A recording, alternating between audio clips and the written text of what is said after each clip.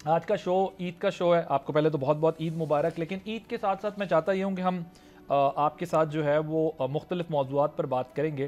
तो पहले मैं सिर्फ ये समझना चाहता हूँ कि देखिए, जब हुकूमत में होते हैं तो हर दिन आपका ईद का दिन होता है, हर रात चांद रात होती है जब आप हुकूमत में होते हैं। लेकिन जब आप अपोजिशन में होते हैं या जो दीगर सियासी जमातें अपोजिशन में होती हैं, उनके हालात बड़े मुख्तलिफ होते हैं, बड़ी मुश्किलात होती हैं।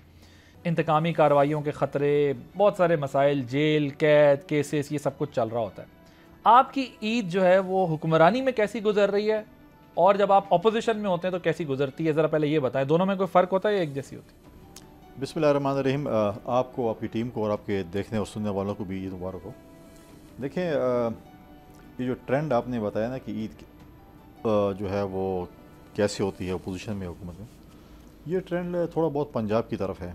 फिल्मों वाला नहीं, ये पर्चों वाला। और ये केपी में भी थोड़ा है ये चीज़, क्योंकि मैंने बहुत तवील ट्रेंड बताए, मैंने फिल्मों का ट्रेंड भी बताया, ट्रांसमिशन का भी नहीं। बताया। वो कहते हैं कि वो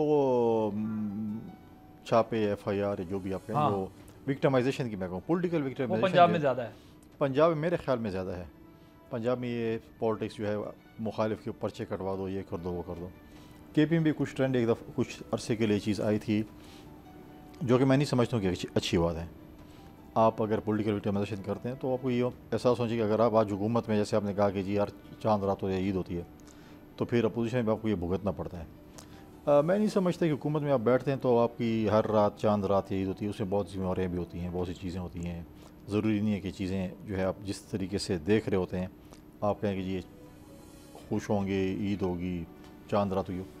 लेकिन अभी भी अगर आप सिचुएशन अपने सूबे का देखें, और आपके मेरा जो सूबा है या बलूचिस्तान है, उसमें हुक्मरान आई डोंट थिंक सो कि जो सिचुएशन जा रही है उसमें वो खुशी का महसूस कर रहे हो कि यार ये अच्छी चीज़ है। जो भी है, लॉ एंड ऑर्डर के हवाले से मैं बात कर रहा हूँ, जो भी है, तो चीज़ें चलती रहती हैं। पॉलिटिक्स में अपोजिशन भी चलती होती है, हुकूमत में भी होते हैं, ये चीज़ें चेंज होते टाइम। नहीं, हमारे सूबे के हुक्मरान तो बड़े कैजुअल हैं, वो तो रिलैक्स हैं। हाँ, वो कैजुअल वो तो बार बार इस्लामाबाद भी आते हैं और वो अपनी पॉलिटिकल सारी बैटल भी कर रहे हैं और सारा कुछ कर रहे हैं। वो तो बिल्कुल, बल्कि वो तो कहते हैं कि कौन सी वॉर, आप वॉर किस बात की बात, कोई वॉर ही नहीं है, आप ऐसे खामखाल आप हमसे बातचीत करें जो लोग ये काम कर रहे हैं। जिन लोगों को एहसास है तो उनको ये चीज़ समझ आ रही है कि ये चीज़ ठीक नहीं है।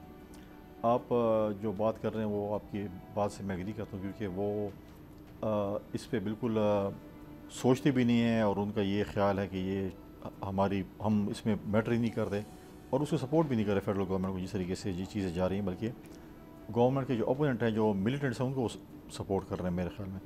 और माजी में हुकूमत में मिलिटेंट्स यहाँ पर आबाद किए थे, उनके दफातर खोले थे। तो चीज़ें जो हैं वो, मैंने सिर्फ मिसाल दी है कि सूबे के हालात ख़राब हो तो हुक्मरानों को चाहिए कि वो परेशान हों। तो आप ये कह रहे हैं कि हुकूमत के दिनों में भी चैलेंजेस होते हैं, हर दिन ईद का दिन नहीं होता, और अपोजिशन के दिनों में मतलब चैलेंजेस अलग अलग तरह के होते हैं। मतलब हुकूमत के दिनों में और तरह के होते हैं और अपोजिशन के दिनों में तो ज़्यादा, वैसे बेहतर तो हुकूमत के दिनों में ही होते होंगे ना। ठीक है, चैलेंजेस हैं, लेकिन फिर डेफिनेटली आप अगर पॉलिटिक्स करते हैं तो हुकूमत के दिनों में आपकी चैलेंजेस, आप अच्छी बात होती है, आप उस चैलेंज को एक्सेप्ट भी करते हैं। अपोजिशन के चैलेंज कुछ मुश्किलात होती हैं, डिफ़िकल्ट भी होती हैं।